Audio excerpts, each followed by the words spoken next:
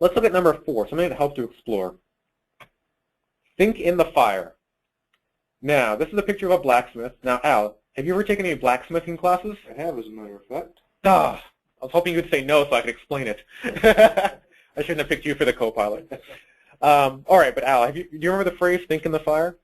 I did not hear that phrase. Oh, okay, good. This will still work out. We're back on track. The idea here is that most people think of blacksmiths when they're making their swords, they're hammering away for hours. You know, they're hammering on that sword. But in reality, the blacksmithing class I went to, we were making parts even smaller than this. And the thinner and smaller the iron is, the faster it cools.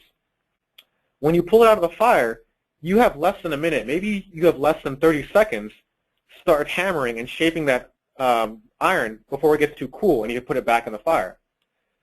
So when you pull it out of the fire, those 30 seconds start ticking. That's not the time to figure out which hammer to use, to figure out, well, how would I really want to shape it? Because by the time you've made that decision, the iron's already cool. So what the blacksmiths, when they say think in the fire, they mean while you're waiting for the iron to heat up, plan a couple steps ahead and say, okay, when I pull it out, I'm going to do this first, then this. Do multiple things at once. Think when it's worth to think. Act when it's time to act. Planning ahead. Yeah, planning ahead, but also thinking while something else is going on. You know, right? A lot of different ideas, but I think the phrase "think in the fire" captures a lot of the different ideas. What do we mean by that? In terms of simulation, in terms of blue ocean, in terms of exploring. You can run your simulation studies while you do other work. I think it was SolveWorks 2012, right? That the solver was a separate window from the. I think it was a little bit earlier. Oh, man. I might even be earlier, 2011 or 2010. But in the recent versions of SolidWorks, your simulation study can run in the background while you make drawings, while you make design changes, while you do some detailing work, right? You can run those studies while you do other work. You can run them over lunch. A good study takes 10 to 20 minutes to run. Simple, quick answers are 4 to 5 minutes, but a good study with some really repeatable numbers, you can run over lunch. The bigger studies, you can run over the weekend. And it's true that you have to supervise your first studies. You kind of make sure all your restraints are there, make sure the flow is going in the right way, your mesh is fine enough. But after you've gone through the first couple iterations, you can let the bigger studies run alone.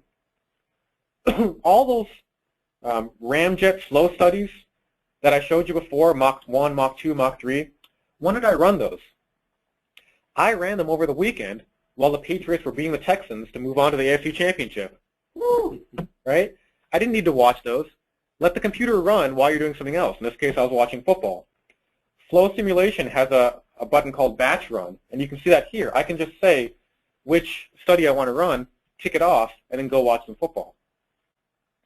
The stress and strain simulation has an even better one called optimization. You can set different restraints. I can say this is how I optimize that Russian girdle of that oven.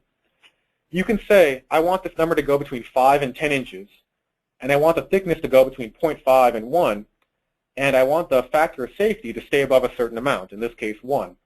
And then it'll just go through and find and iterate and find that product space for you. And it'll tell you the optimal, it'll tell you what fails, right? So you can run those. That'll take, it could be 20, it could be 50 studies. Run those over a weekend, right? Think in the fire. You may find out that your biggest breakthrough will happen when you're not even in the office, right? You'll come back, those numbers will be waiting, you learn something, and you make your breakthrough. Okay? So that's best practice number 4. Think with an iron in the fire.